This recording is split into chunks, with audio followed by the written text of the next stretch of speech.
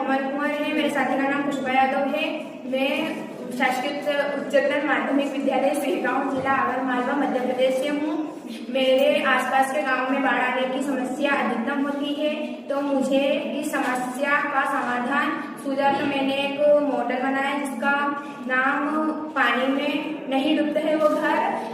समस्या को सुलझाने के लिए हमने मॉडल बनाया है। वह इस प्रकार कार्य करेगा कि भारी बारिश के कारण बाढ़ आने पर मनुष्य व जीव जंतु डूब जाते हैं। तो इस मॉडल के अनुसार जब बाढ़ आए तो वह मॉडल अपने आप उड़ जाता है और बाढ़ का पानी कम होने पर वह नीचे आ जाता है। वह इस प्रकार काम करेगा कि इस मॉडल का बिंग पाइप से बना होता है।